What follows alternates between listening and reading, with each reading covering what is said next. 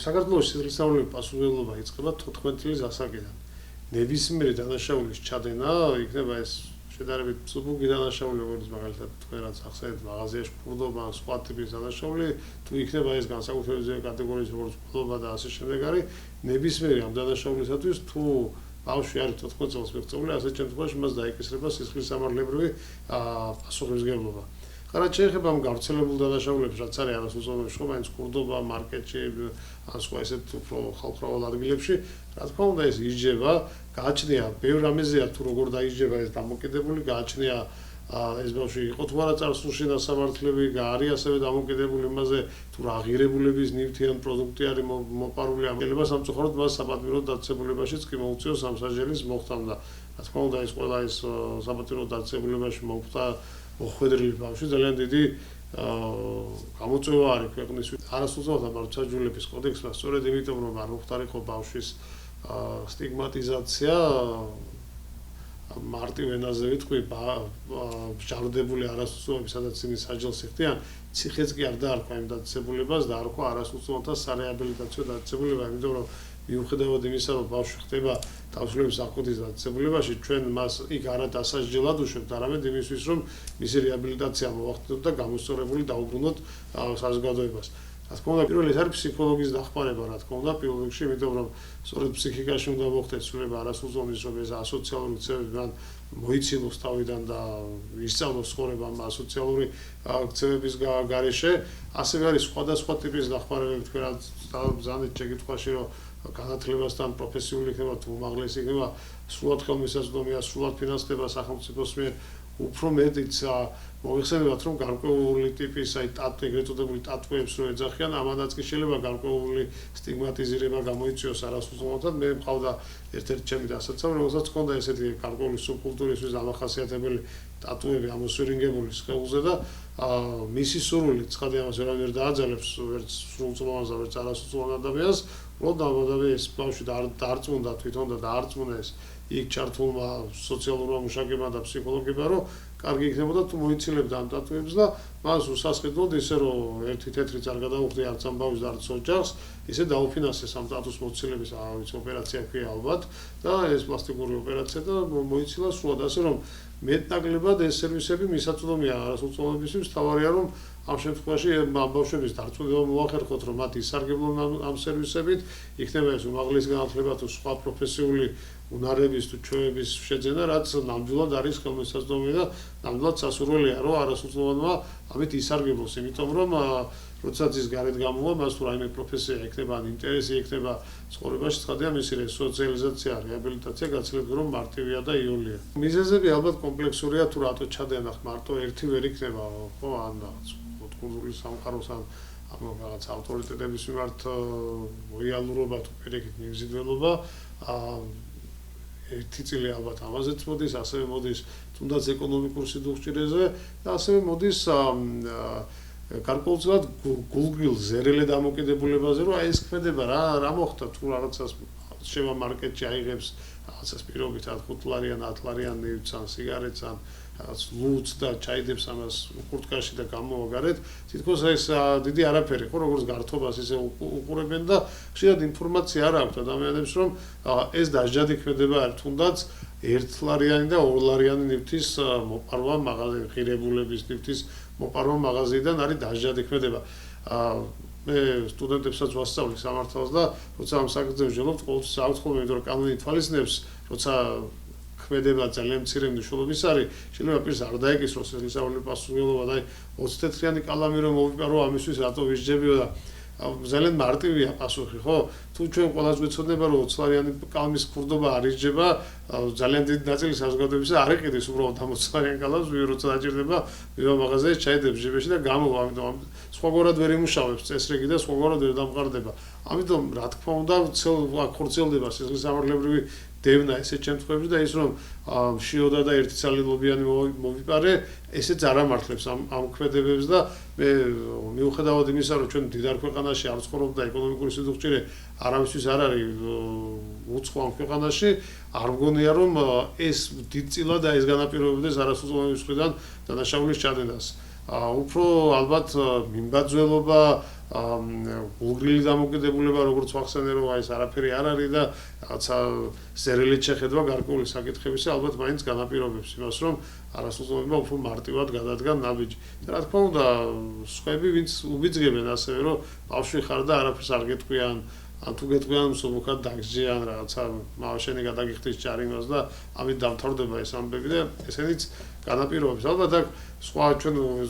სხვადასხვა უწყებების ჩართულობაზე ვთქვით, მაგრამ ოჯახების ჩართულობას და მშობლების ჩართულობაც არანაკლებ მნიშვნელოვანია ამ კუთხით, რომ ხშირი კონტაქტი, კომუნიკაცია მესმის რომ დღევანდელ დღეს ყველას გვაქვს ეს პრობლემა, რომ როგორმე თავი გავიტანოთ, ბავშვის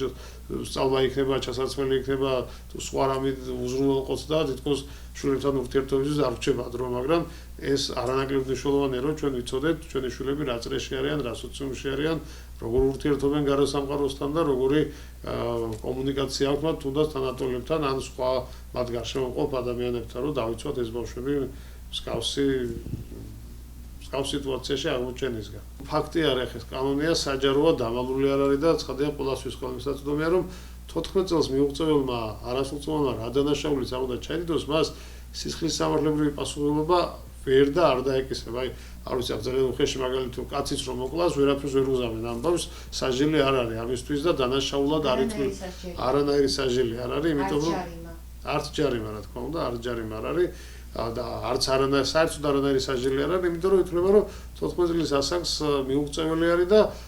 ასაკის გამო მას არ ეკისრება სისხლის სამართლებრივი პასუხისმგებლობა. აი წინა ხელისუფლების პერიოდში 12 წლამდე შემცირდა ეს ასაკი გარკვეული ტიპის დანაშაულების ძირითადად ეს ყველობა და ესე ძალადობრივ დანაშაულებზე იყო და ძალიან დიდი ნეგატიური დამოკიდებულება გამოიწვია მან. იმიტომ რომ მიუხედავად იმისა, რომ შეიძლება ეს გარკვეულწილად პრობლემა იყოს, როცა 14 წლამდე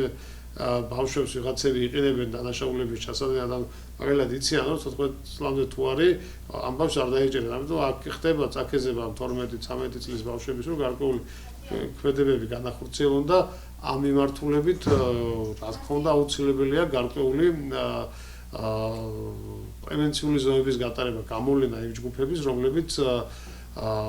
აკეზებენ ამ ბავშვებს, რომ მსგავსი ქმედებები განახორციელონ და თითქოს ამ კანონის ქოლგის თუ არ ვიცი მიღმა აყენებენ ამ კუთხით, რომ შენ არავინ არ დაგიჭერს, არავინ არ დაგიჭერს, ამას არ ატყუებენ, მაგრამ რა თქმა უნდა, იმ ბავშვის ცხოვრება ინგრევა, ხო, ამითი და იმ ბავშვის მომავალი ინგრევა 13-დან 14 წლამდე ძალიან ცოტაა დარჩენილი, როცა ეს ბავშვი სწავლობს, რომ თურმე ესე ქურდობით შეიძლება რაღაცის მოყარვით და სხვა ტიპის არაკანონიერი ქმედებით შეიძლება რაღაცის მოპოვება ან შეძენა 14 წლის მერე შეიცვლის და მუშაობას დაიწყებს, რა თქმა უნდა, არა, ხო, გააგრძელებს ესე ცხოვრებას, რაც ისწავლა მან და არის რა თქმა უნდა პრობლემური არ მინდა დავარქვა, უბრალოდ აი ისეთ ბავშვებთან, რომლებსაც დამახასიათებელია ასოციალური ქცევები, რა თქმა უნდა, სახელმწიფოს 14 წლამდეც აქვს შესაძლებლობა, რომ ჩაერიოს მათ ცხოვრებაში და დაეხმაროს ამ ქმედებების შეცვლაში. ხო, სოციალური სამსახური. აი სოციალური სამსახური ძირითადად ამ ეტაპზე ალბათ ვინცაც შეუძლია, მაგრამ ეს მაინც არის ძირითადად ნებაყოფლობითი, ანუ იძულებით ვერავინ ვერ ჩართავს აქ. ჩვენ ზოგადად გამოვლილი გვაქვს ეს ეტაპები, როცა რაღაცები ხდებოდა იძულებით. დღეს ჩვენს ქვეყანაშიც, ცივილიზებულ მსოფლიოშიც ყველა თანხმდება იმაზე, რომ მით უმეტეს ბავშვს შეუძლებელია რაღაცა იძულებით გააკეთებინა, უფრო უარეს შედეგს იწვევს. ამიტომ ნახეთ ეს მუშაობა როგორ უნდა იყოს და საუკეთესო შემთხვევაში როგორ უნდა ხდებოდეს ბავშვი, მაგალითად 12 წლის ბავშვი, რომელმაც მოიპარა რაღაც. მასთან უნდა ვინც ოჯახის გარდა ერთვებოდეს, ეს უნდა იყოს სოციალური მუშაკი, რომელმაც უნდა გამოარკვიოს, რომ ამ ბავშვმა ეს რა ვითარებაში და რა პირობებში ჩაიდინა, რის გამო ჩაიდინა, შიოდა და იმის გამო, მაშინ ეს პრობლემა უნდა გადაუჭრათ ამ ბავშვს, თუ შიოდა და იმიტომ მოიპარა მაღაზიაში რაღაცა, როცა არ მოშევდება, აღარ მოიპარავს, ხადია, ხო? თუ ისეთ წრეში და სოციუმში აღმოჩნდა, რომელიც უბიძგებს მას ასეთი ქმედებისაგან, მაშინ ამ წრეს და ამ სოციუმს უნდა ჩამოვაცილოთ და აი ესე უნდა იყოს და არა ის რომ მოდი დავსაჯოთ ახლა და სადღაც გამოვამწყდიოთ, აი მე მახსოვს ახლა როცა ბავშვი ვიყავი, ჯერ კიდე საბჭოთა პერიოდი იყო ჩვენს ქვეყანაში და იყო ესეთი რაღაცა ინტერნატს ეძახდნენ და რაღაც ეს ტრაგედია და რაღაც სადამსჯელო ინსტიტუცია წარმოგვედგინა იმ დროს ჩვენ ბავშვებს, რომ ვინმე იქ მოხდებოდა, რაღაცა სიბრალულის გზნობას იწვევდა. ეს რა თქმა უნდა უკუგდებული, იმიტომ რომ ესეთი სტიგმატიზირება არ უნდა ხდებოდეს და არ უნდა მიდიოდეს ბავშვი ესეთ დაწესებულებაში, სადაც კიდევ უფრო უარესად გაირიყება ის საზოგადოებისაგან და ვერ შეძლებს საკუთარი თავის პოვნას და დამკვიდრებას იმ სოციუმში, სადაც მან საბოლოოდ უნდა იარსებოს და ამაში აქ რა თქმა უნდა ყველა ინსტიტუციის ჩართულობა ძალიან დიდი მნიშვნელობა აქვს სკოლის, საგანმანათლებლო დაწესებულებების, პოლიციის, რა თქმა უნდა, სამართალდამცავი ორგანოსი, სოციალური მუშაკების, სოციალური სამსახურის და ოჯახის. ოჯახი არის მაინც როცა ოჯახი ფიზიკურად არსებობს ეს ოჯახი და ბავშვს ყავს ორივე მშობელი ან ერთი მშობელი, მათი ჩართულობა ძალიან მნიშვნელოვანი არის ამ მიმართულებით და მშობლების პასუხისმგებლობაც არის. ახლა მათი არასრულწლოვანი შვილები როგორ მოიქცევიან, ცხადია მათ აქ ძალიან დიდი პასუხისმგებლობა აქვთ. ჩემი აზრით რეკომენდაცია იქნება ის, რომ ჩვენ ყველამ უნდა გავიაზროთ, რომ ბავშვები არიან ჩვენი ხვალინდელი დღის მომავალი. ერთი ბავშვიც მთელ სამყაროს უდრის და არ არის ის, რომ კარგი რა მოხდა ახლა 1000 ბავშვი ხო, კარგი ბავშვი ყავს და 10 ბავშვი თუ გზასაც და ამით არ დაინგრევა ქვეყანა. 10 კი არა, ერთი ბავშვიც არ უნდა აცდეს გზას და ბავშვს უნდა კონდეს ისეთი ცხოვრება, სადაც ის იქნება არა დანაშაულისკენ და კრიმინალისკენ მიდრეკილი და გარკვეულ ასეთ ჯგუფებში გაერთიანებული ან გაწევრიანებული, არამედ იქნება სკოლაში, საგანმანათლებლო დაწესებულებებში და იქნება თვითგანვითარებით და თვითგამოხატვით დაკავებული. ამისთვის რა თქმა უნდა უფრო მეტი უნდა ვიშრომოს ყველა უწყებამ და მათ შორის ოჯახმა აუცილებლად იმისთვის, რომ ეს მიზანი იქნეს მიღწეული. როგორ შეიძლება რა თქმა უნდა რთული არის ერთი ინტერვიუს ფარგლებში, რომ ამაზე ზუსტი პასუხი ვთქვა, მაგრამ თუ ყველა თავის მოვალეობას კარგად შეასრულებს, სრულყოფილად შეასრულებს, ეს უფრო მეტად იქნება და დიდწილად იქნება მიღწეული. პოზიტივის კუთხით ვიტყვი იმას, რომ ამ ბოლო პერიოდში ალბათ თქვენც როგორც ამ ქალაქის მაცხოვრებელი შეამჩნევთ, რომ მნიშვნელოვნად შემცირდა საჯვარედინებზე შუქნიშნებთან მოწყალების მთხოვნელი ბავშვების რაოდენობა, რაც ნამდვილად პოზიტიურ და დადებით შედეგად ითვლება. მე როგორც მაქვს ინფორმაცია, ეს არის სოციალური მომსახურების სააგენტოს დამსახურება, რომლებმაც ამ ბავშვებთან დაიწყო მუშაობა, ვისაც არ ყავს მშობელი, მათი მინდობით აღზრდაში გაშვება და განთავსება დაიწყო და ასე შემდეგ. ამიტომ ხედავთ, რომ თუ მოვინდომებთ წირი რესურსებითაც გარკვეული პრობლემების გადაჭრა შესაძლებელია და ახლა ყველა გონიერი ადამიანი ალბათ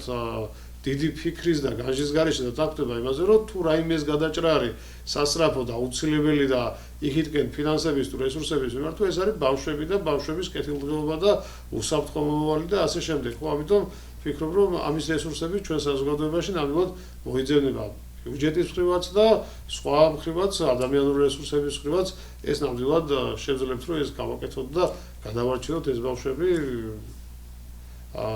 ქუჩას, დანაშაულს, კრიმინალს და ასე შემდეგ.